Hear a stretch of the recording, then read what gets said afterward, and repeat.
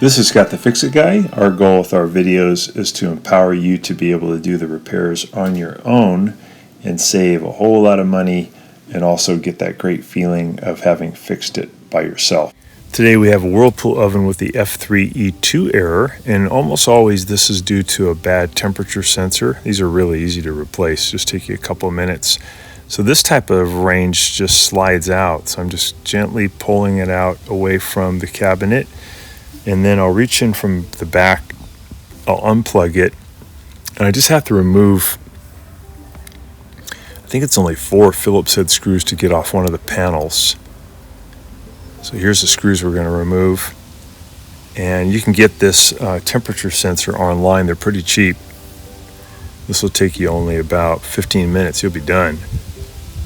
These temperature sensors just last a certain amount of time, and then they don't send a good signal anymore to the computer or the controller, and it'll not run, and it'll show you this warning sign. This customer said sometimes the code will even show up when he's not even using the oven. So here's the temperature sensor. We just have to remove a couple of Phillips head screws that are holding it in, and I'm just using this angle tool because I'm kind of in a tight angle, but if you take off the panel all the way, you don't have to do that. And then I'll separate the modular connector that carries the signal, and I'll pull out the old one and just pop in the new one. So it's going to be really easy. Occasionally, after doing all of this, it still comes up with the same error, and that would mean there's something wrong with your controller, which is pretty easy to replace but more expensive. So this is most commonly the cause, though, probably 90% of the time. Here's the number for this part.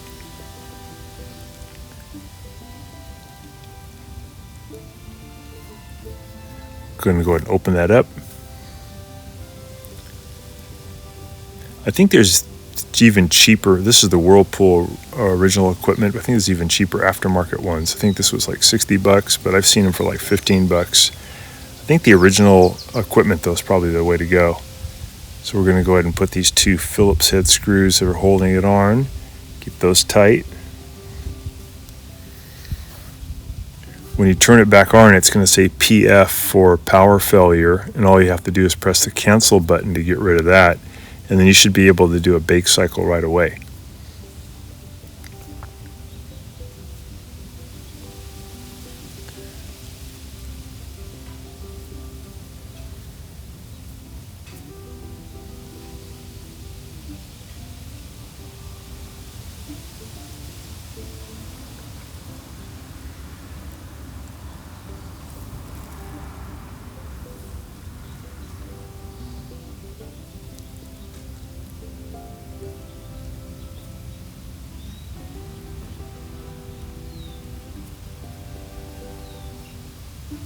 All right, we'll connect, to get that in tight, we'll connect the little modular connector, make sure that clicks in all the way so it can send a signal. Close the panel, pop in those screws, and we can plug it in, take it for a test drive, be able to bake some cookies.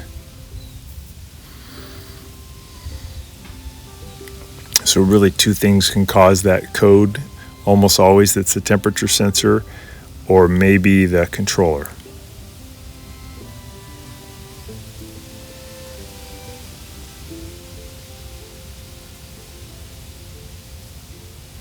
If you look up above here, you can see there's a tech sheet. If you pull that out, it has a diagnostic procedure that you can run on your range to figure out why maybe your range is not working properly. So if you ever need that, it's just located right on the back.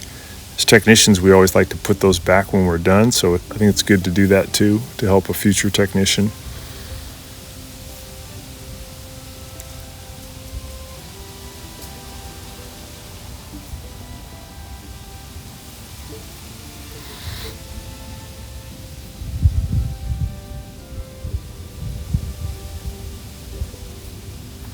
All right, that's the last screw. Got it.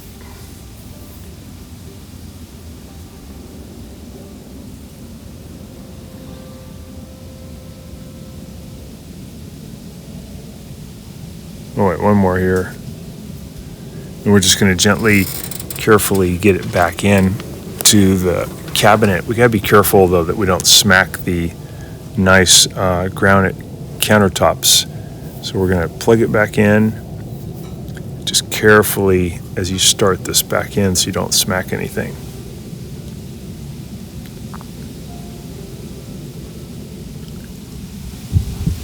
All right, now we can push it all the way back. So we got that PF going on, the power failure. Just press the cancel button.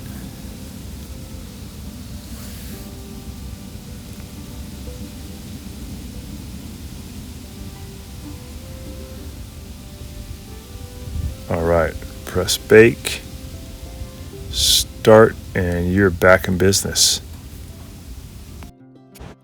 Thanks so much for watching our video. We really appreciate your support. And when you get a chance, please press the subscribe button below so you can be subscribed, and also the notification bell so we can send you more videos about appliance repair. Please also give us a thumbs up if you enjoyed the video. If you really liked the video and it really helped you, please press this new applaud button and you can show your support and also get a nice clapping hands for your video. Thanks again.